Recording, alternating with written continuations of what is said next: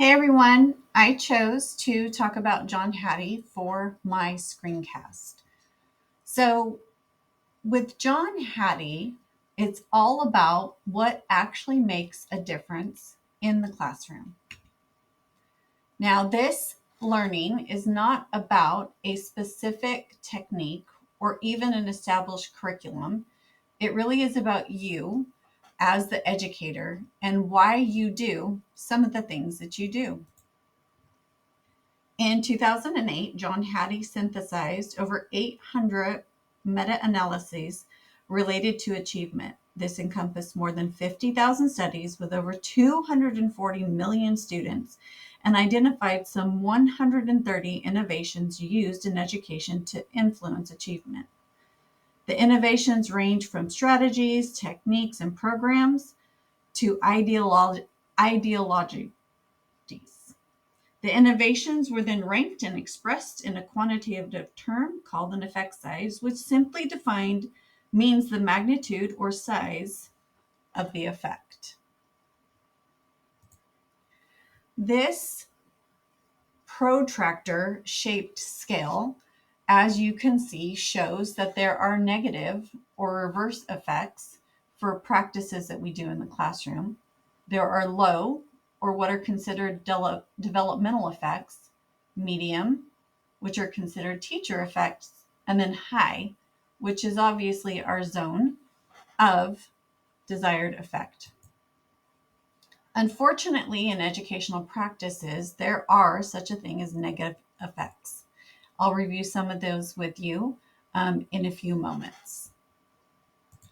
Developmental effects are improvements that the child may be expected to make just simply out of growing, experiences they have out and about in the world, watching television, or listening to conversations from adults and family members around them. The teacher effect is considered to be what's expected after 1 year of schooling. A high or zone of desired effect are improvements beyond natural maturity or chance, generally assigned to a very specific intervention or method being used. This is the hinge point, a year's worth of growth for a year in school. 95% of the influences we use in school have a positive effect. That is, the effect size of nearly everything we do is greater than 0. That explains why so many educators can argue their side with evidence. Hattie rejects the starting point at 0 on the basis that students naturally mature and develop over the course of a year. Any actions, activities, and interventions that students use should extend learning beyond what a student can achieve by simply attending school for a year. Hattie determined the hinge point to be 0.40. This does not mean that everything below 4 effect size is not worth recognizing. For example, drama and arts programs are considered to have an effect size of 0.35. One negative effect that we have seen is retention. It has a negative effect size of 0.13. A low developmental effect size is ability or group tracking. The idea of homogeneous grouping, keeping students with like talents and ability together, has a low developmental effect. Homework has a low developmental effect. This effect size for primary students is 0.15, while secondary students has a higher effect size of 0.64.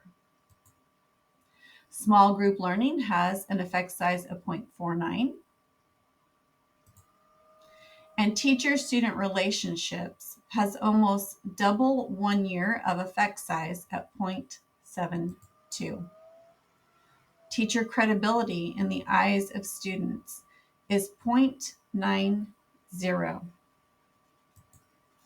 Classroom discussion, 0.82, and teacher clarity, 0.90. Clearly communicating to students the objective or intent of a lesson, the success criteria, and showing them the target for success provides that high effect size.